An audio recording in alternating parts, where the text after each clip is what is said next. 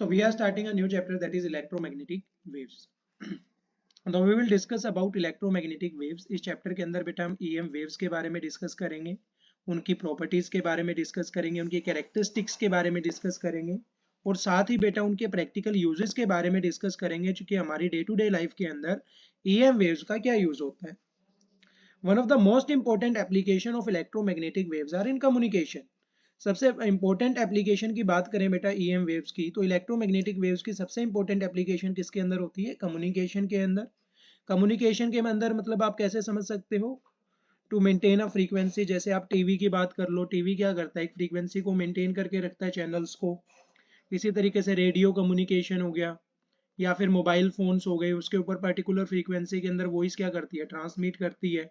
तो वो किसके थ्रू करती है? ये सब कुछ वो किसके थ्रू करती है बेटा? EM वेव्स के through, that is electromagnetic waves.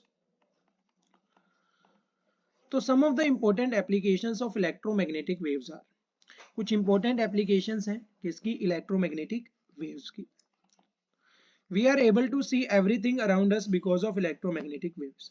हमारे आसपास बहुत से ऑब्जेक्ट्स होते हैं, उन सभी ऑब्जेक्ट्स को हम देख पाते हैं बेटा. क्यों देख पाते हैं? Just because of electromagnetic waves. It helps in aircraft navigation. Aircraft navigation, aircraft को रास्ता दिखाने के लिए हम किसका यूज करते हैं बेटा? EM वेव्स का. And helps the pilot for the smooth take off. Smooth take off के लिए पायलट को क्या करती है? हेल्प करती है. And landing of aeroplanes, aeroplanes की लैंडिंग में भी क्या करती है बेटा? EM वेव्स हेल्प करती हैं. It also helps to calculate the speed of the aeroplane. Aeroplane की स्पीड कैलकुलेट करनी है तो भी आप किसका यूज करोगे बेटा? EM वेव्स का. इन द मेडिकल फील्ड, अगर बात करें मेडिकल फील्ड की, तो it has got very important applications. बहुत सी इंपॉर्टेंट एप्लीकेशंस होती हैं, जैसे कि लेजर आई सर्जरी हो गई या फिर एक्स रेज हो गए. इन सभी के अंदर किसका यूज होता है? EM वेव्स का यूज होता है. क्लियर है? तो x ray is a type of electromagnetic wave. Then we have in radio and television. जैसा कि हम अभी अभी पढ़ रहे थे, रेडियो और टेलीविजन के अंदर जो ब्रॉडकास्टिंग सिग्नल्स होते हैं, these signals are transmitted by electromagnetic waves. ये सिग्नल्स भी कहां से ट्रांसमिट होते हैं? EM waves के through. Electromagnetic waves helps in determining the speed of the passing vehicles. Vehicles जो पास कर रहे हैं उनकी स्पीड को डिटरमाइन करने का काम कौन करती है? EM waves. They are used in electronic appliances. Electronic appliances में भी यूज होते हैं, जैसे टीवी का रिमोट हो गया, रिमोट कार होगी, LED टीवी हो गया, माइक्रोवेव ओवन हो गए. इन सभी के अंदर किसका यूज होता है बेटा? EM waves का यूज होता है. वॉइस ट्रांसमिशन की बात करें बेटा, मोबाइल फोन में एक जगह से दूसरी जगह वॉइस को क्या करता है? ट्रांसमिट करता है. तो फिर से सिग्नल्स को ट्रांसमिशन करने की बात आ गई. सिग्नल्स को ट्रांसमिट करने का काम किसका होता है? EM वेव्स का. अब हम ये पढ़ते हैं कि हमने बहुत सारा काम देख लिया सर. इलेक्ट्रोमैग्नेटिक वेव्स में बहुत सारे काम करती है और इलेक्ट्रोमैग्नेटिक वेव्स के बिना लाइफ पॉसिबल है ही नहीं. जो कि आजकल जो प्रैक्टिकल लाइफ हो रखी है उसके अकॉर्डिंग EM वेव्स के बिना लाइफ पॉसिबल नहीं है. अदरवाइज बहुत से काम क्या हो जाएंगे? रुक जाएंगे. लेकिन सर ये EM वेव्स होती क्या है? What do you mean by a EM wave? तो electromagnetic waves are the waves, ये उस टाइप की वेव्स होती है बेटा विच आर रिलेटेड टू, जो दोनों से रिलेट करती है, both the electricity and magnetism. कि इलेक्ट्रिकल वेव भी, इलेक्ट्रिक फील्ड भी, एंड मैग्नेटिज्म और मैग्नेटिक फील्ड भी. तो electric field and magnetic field, तो electric field and magnetic field दोनों को मिला के क्या बना दिया? Electromagnetic field. And the wave related by the electricity and the magnetism is known as electromagnetic wave. Is it clear or not? Electromagnetic waves are the waves which are coupled time varying electric and magnetic fields that propagate in a space. coupled time का मतलब क्या है? कि एक ही time axis पे दोनों waves क्या कर रही हैं? एक साथ ट्रेवल कर रही है. फॉर एग्जाम्पल हमारे पास ये ग्राफ है, तो ये एक टाइम है, तो एक ही टाइम के ऊपर कौन सी वेव ट्रेवल कर रही है बेटा? इलेक्ट्रिक फील्ड वेव ट्रेवल कर रही है. और एक हमारे पास जेड एक्सिस है. ये वाली एक्सिस कौन सी होती है? Z axis. तो एक ही टाइम पे बेटा हमारे पास कौन सी वेव ट्रेवल कर रही है? मैग्नेटिक फील्ड ट्रेवल कर रही है. और ये दोनों वेव्स एक दूसरे के साथ कितने डिग्री एंगल बना रही है? 90 डिग्री का एंगल बना रही है. अगर मैं इसको आपको और अच्छे से दिखाना चाहूं, तो येलो से मैं किसको रिप्रेजेंट कर रहा हूं बेटा? इलेक्ट्रिकल वेव को. क्लियर है? ये कौन से एक्सिस में है? XY एक्सिस के अंदर. और अगर बात करें बेटा मैग्नेटिक वेव की, तो मैग्नेटिक वेव को किससे रिप्रेजेंट कर रखा है? ब्लू से. तो ये हमारे पास कौन सी वेव है बेटा? Magnetic wave. पॉइंट दोनों का जो होगा इंटरसेक्शन का, वो क्या होगा? सेम होगा. ये देखो इस पॉइंट से ये कर रही है और इस पॉइंट से ही येलो वाली कर रही थी, और इनके बीच में कितने डिग्री का एंगल आ रहा है, 90 डिग्री एंगल का, दोनों मतलब एक दूसरे के साथ क्या होगी, perpendicular.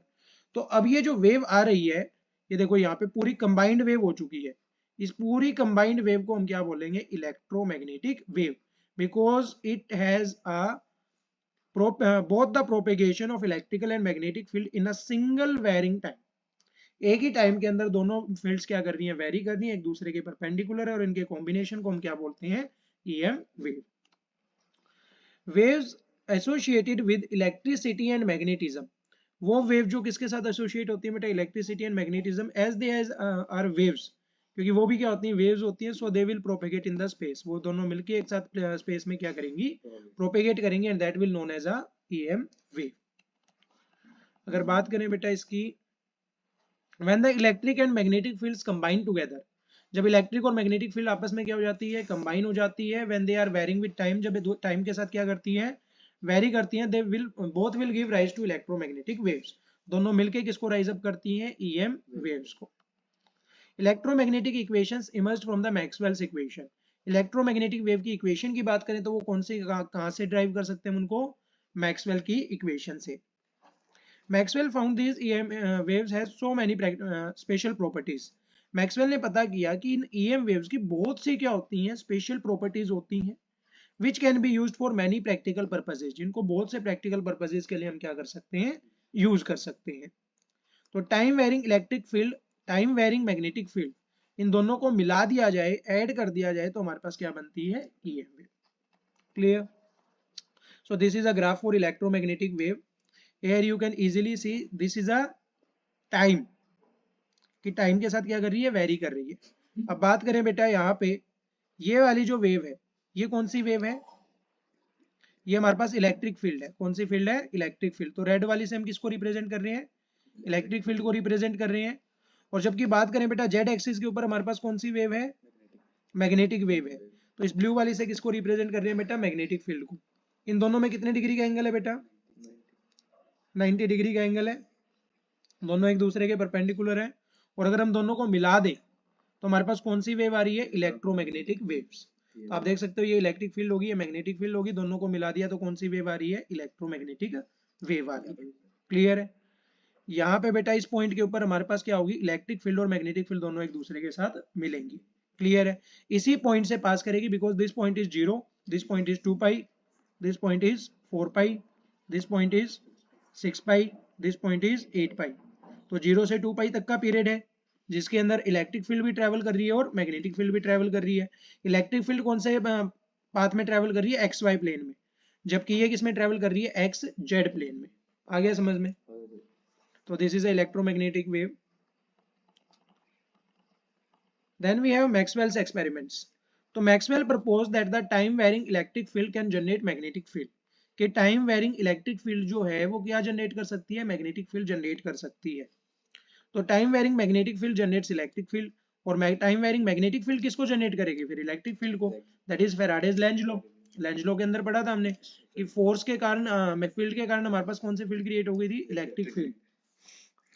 According to Faraday Lenz law an EMF is induced, एक ईएमएफ क्या हो जाएगा, इंड्यूस हो जाएगा सर्किट के अंदर, whenever the amount of magnetic flux linked with the circuit changes, कभी भी अगर हमारे पास सर्किट चेंज होने के कारण क्या आ रहा है, मैग्नेटिक फ्लक्स आ रहा है। क्लियर है? अगर मैग्नेटिक फ्लक्स आएगा तो क्या इंड्यूस हो जाएगा, ईएमएफ इंड्यूस हो जाएगा। क्लियर है? दैट इज हमने पढ़ा था E is equals to d phi by dt।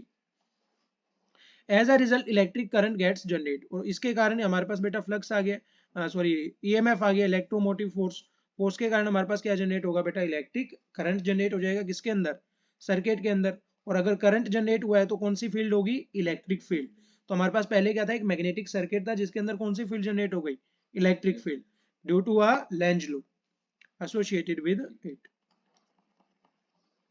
तो अकॉर्डिंग टू मैक्सवेल, मैक्सवेल के according if Faraday's law is true, अगर फैराडे लॉ ट्रू है then the vice versa should also be true, तो इसका vice versa भी क्या होना चाहिए, ट्रू होना चाहिए। That is a time varying electric field should also be able to generate a magnetic field, कि टाइम वेरिंग इलेक्ट्रिक फील्ड को भी क्या जनरेट करना चाहिए, एक मैग्नेटिक फील्ड को जनरेट करना चाहिए। तो according to Ampere circuital law, उसके अंदर हमने किसके बारे में पढ़ा था, एम्पेयर सर्किटल लॉ के बारे में, कि जो line integral of magnetic field है over the length element is equal to mu naught times the total current passing through the surface, कि जो हमारे पास करंट एलिमेंट आ रहा है di that is equals to mu naught times the current passing through it. Clear है? which produces the magnetic field. तो according to Maxwell there was some inconsistency in Ampere circuital law, कि कुछ inconsistency आ रही थी Ampere circuital law के अंदर. This mean Ampere circuital law was correct, कि Ampere circuital law क्या था, correct था for some cases, सिर्फ कुछ cases के लिए, but not correct for some, लेकिन कुछ के लिए correct नहीं था. तो मैक्सवेल took different scenarios, उन्होंने अलग अलग सिनारियो लिए. He took a capacitor, उन्होंने क्या लिया, एक कैपेसिटर लिया, and tried to calculate the magnetic field, और किस चीज को कैलकुलेट करने की ट्राई की, मैग्नेटिक फील्ड को. अच्छा, कैपेसिटर के अंदर चार्ज किस फॉर्म में स्टोर होता है,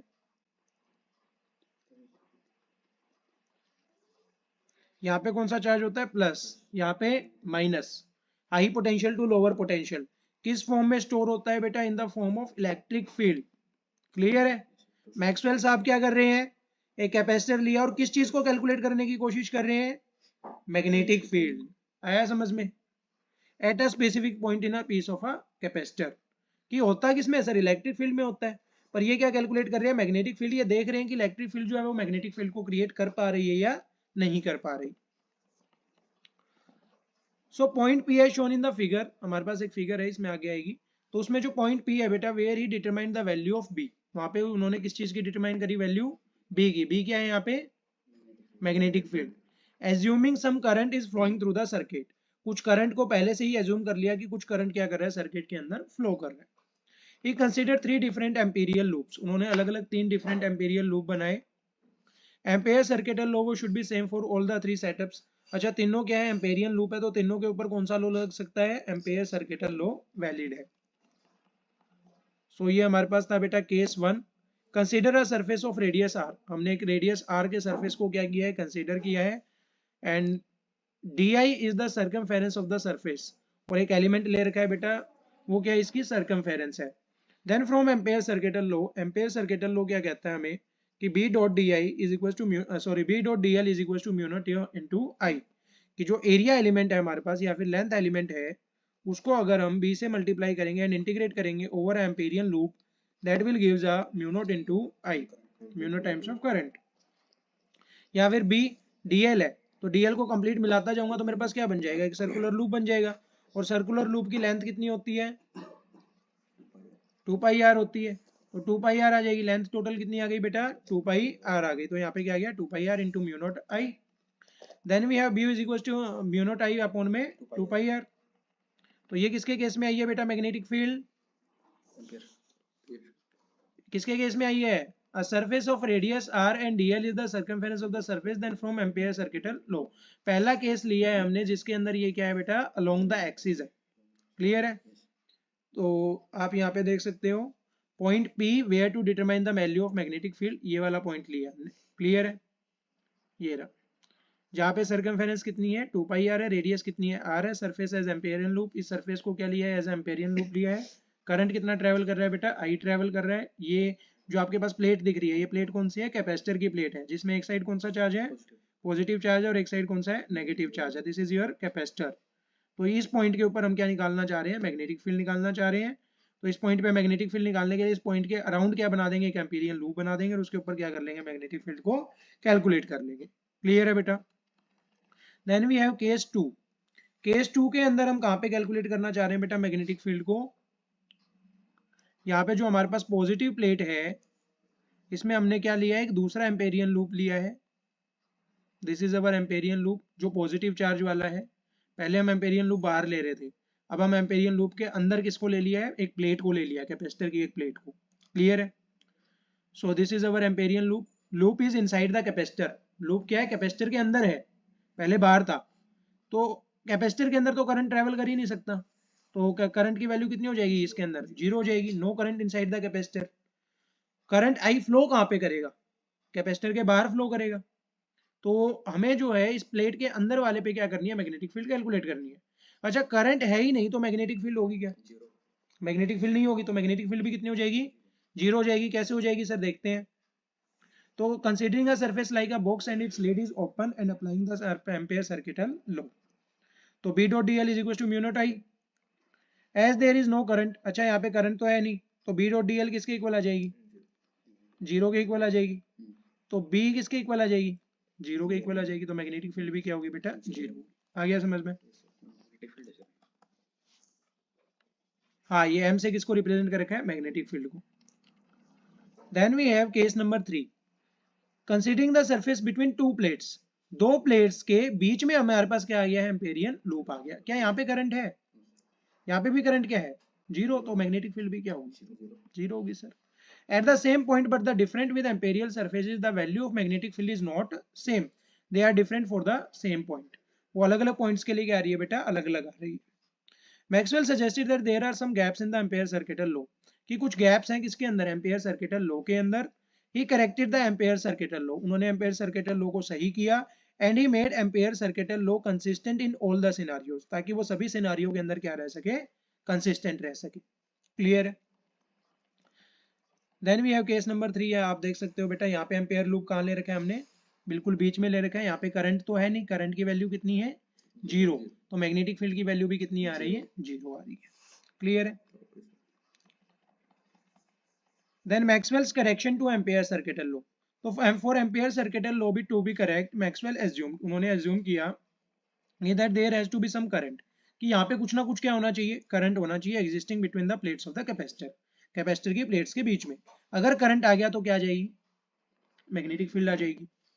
तो outside the capacitor current was due to the flow of electrons, बाहर तो किसकी वजह से आ रहा था, कि वायर्स के अंदर क्या फ्लो कर रहे हैं, इलेक्ट्रॉन्स फ्लो कर रहे हैं, जिसकी वजह से क्या आ रहा है, करंट आ रहा है। There was no conduction of charges between the plates of the capacitor, लेकिन कैपेसिटर की प्लेट्स के बीच में तो इलेक्ट्रॉन्स फ्लो ही नहीं कर रहे, और अगर इलेक्ट्रॉन्स फ्लो नहीं कर रहे, चार्जेस फ्लो नहीं कर रहे, तो हमारे पास करंट भी नहीं आएगा। According to Maxwell between the plates of the capacitor there is an electric field, लेकिन मैक्सवेल साहब ने क्या कहा कि कैपेसिटर के बीच में क्या आ रही है, एक इलेक्ट्रिक फील्ड आ रही है which is directed from positive plate to the negative plate, जो कहां से कहां जा रही है, पॉजिटिव प्लेट से नेगेटिव प्लेट पे जा रही है। Magnitude of the electric field, अगर बात करें मैग्नीट्यूड की, तो इलेक्ट्रिक फील्ड किसके इक्वल होती है, V अपॉन आर के इक्वल होती है। हमने पढ़ रखा है V is equal to minus of A into R, पढ़ रखा है ना। तो V किसके इक्वल होगी, V बाय आर के। V क्या है यहाँ पे, पोटेंशियल, आर क्या है, रेडियस या फिर गैप बिटवीन द प्लेट्स, इसलिए D लिख रखा है, वरना R लिखते हैं। क्लियर है? Where V is the potential difference between the plates, D is the distance between the plates. E is equal to Q by CD, क्यों, क्योंकि कैपेसिटेंस आ गई हमारे पास। तो V को क्या लिख सकते हैं, Q किसके इक्वल होता है, CV के इक्वल होता है। तो V किसके इक्वल होगा, Q बाय C के इक्वल होगा। तो V की जगह मैंने क्या लिख दिया, Q बाय C लिख दिया, पहले से ही क्या था, D था। तो Q बाय CD किसके इक्वल आ गई, इलेक्ट्रिक फील्ड के इक्वल आ गई। Where Q is the charge on the plates of the capacitor and C is the capacitance of the capacitor। तो इलेक्ट्रिक फील्ड आ रही है तो चार्ज भी आना चाहिए, चार्ज आ रहा है तो करंट भी आना चाहिए, और करंट आ रहा है तो मैग्नेटिक फील्ड भी आनी चाहिए। क्लियर है? तो Q इज, अच्छा यहाँ पे बात करें बेटा, अगर हम कैपेसिटेंस की, तो कैपेसिटेंस किसके इक्वल होती है, A epsilon naught by D के इक्वल होती है। क्लियर है? तो E किसके इक्वल आई थी, Q बाय CD। तो Q C किसके इक्वल आ गई, A epsilon naught by D के, तो D ऊपर चला जाएगा, यहाँ पे पहले से क्या था, D था, D से D क्या हो गया, कैंसिल हो गया, तो दैट इज Q बाय में A epsilon naught, Q by में A एप्सिलॉन नॉट। तो direction of the electric field will be perpendicular, तो डायरेक्शन जो होगी बेटा इलेक्ट्रिक फील्ड की, वो परपेंडिकुलर होगी किसके, सिलेक्टेड सरफेस के।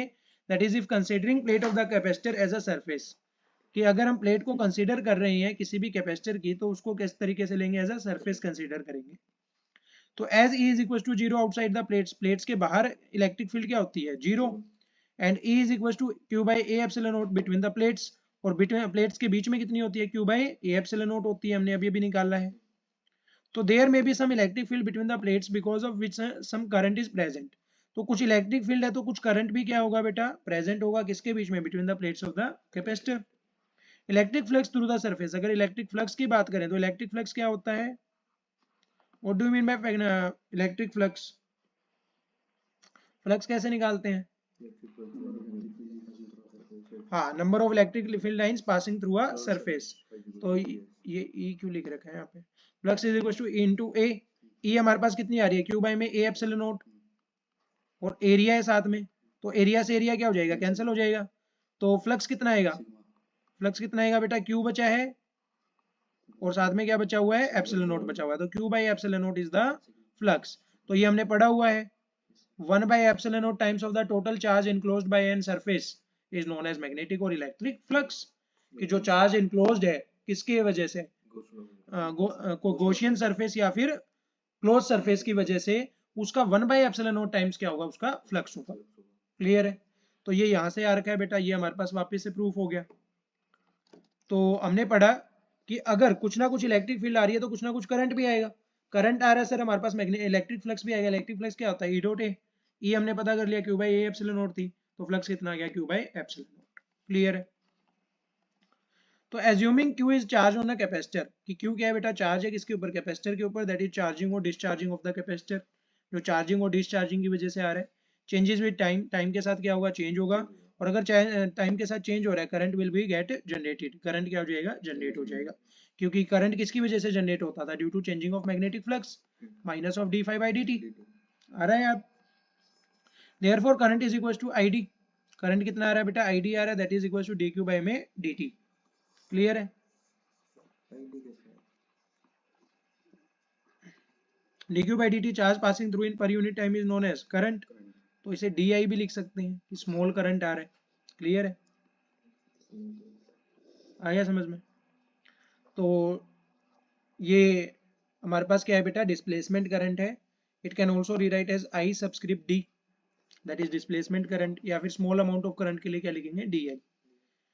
सो डिफरेंशिएटिंग, अगर हम इसको डिफरेंशिएट करते हैं तो डिफरेंशिएट करने पे हमारे पास क्या आएगा बेटा, फ्लक्स आ जाएगा। क्या आ जाएगा, flux, that is Q by में epsilon naught on both side with respect to time. दोनों साइड क्या करेंगे, with respect to time differentiate कर देंगे। हमारे पास किसकी वैल्यू आ जाएगी, फ्लक्स की, that is equal to Q by में एप्सिलॉन नॉट। क्लियर है। ऊपर dt से dt क्या हो जाएगा, कैंसिल हो जाएगा। तो D phi by D T अगर हम निकालना चाहते हैं तो D phi by D T किसके इक्वल आएगा, 1 बाई एप्सिलॉन नॉट। और जो आपका q है वो क्या हो जाएगा, डिफरेंशिएट हो जाएगा, that is flux is equals to q by epsilon not.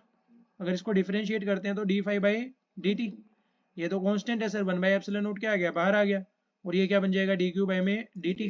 D Q by D T is not what, D Q by D T क्या है यहाँ पे हमारे पास, करंट है। और यहाँ पे क्या आ रहा है, 1 by epsilon naught, and this is equals to D phi by में डी टी। समझ आया नहीं है, तो वे D Q by D T is current. Clear है। Therefore, dq by dt is equals to epsilon naught times of d phi by में dt। Current was generated because of change of electric flux। Electric flux के change होने की वजह से क्या generate हुआ है, करंट जनरेट हुआ है with respect to time. Electric flux arose because of presence of electric field.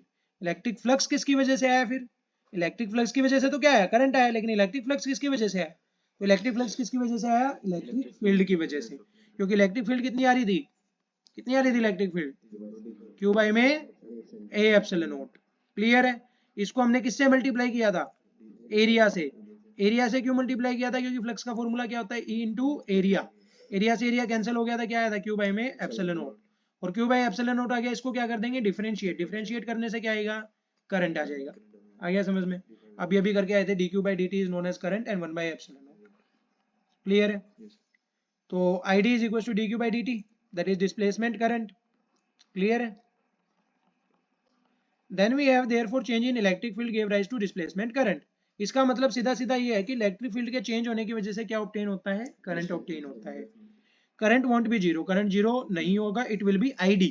ये क्या होगा, डिस्प्लेसमेंट करंट होगा। आ गया समझ में। आई डी का मतलब होता है बेटा डिस्प्लेसमेंट करंट। क्लियर है। स्मॉल अमाउंट ऑफ करंट को हम क्या बोलते हैं, डी आई बोलते हैं। That not are the same things, ये दोनों सेम थिंग्स नहीं है। There is some current between the plates. Plates के बीच में कुछ ना कुछ क्या होगा, करंट होगा। करंट की वैल्यू जीरो नहीं होगी। और ये जो करंट होगा बेटा, इसे हम क्या बोलेंगे, displacement current.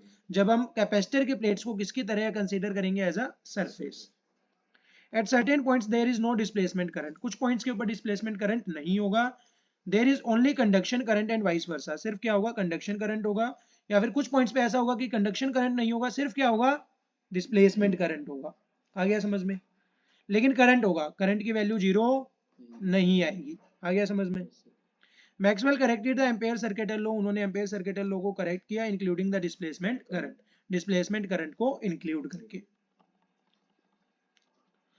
He said that there is not only the current existed, सिर्फ वही करंट नहीं होगा जो एग्जिस्ट कर रहा है आउटसाइड द कैपेसिटर, कैपेसिटर के बाहर, but also the current known as displacement current. एक ऐसा करंट भी एग्जिस्ट करेगा जिसको हम क्या बोल रहे हैं, डिस्प्लेसमेंट करंट बोल रहे हैं, जो कैपेसिटर के कहाँ पे होगा बेटा, बिटवीन द प्लेट्स होगा।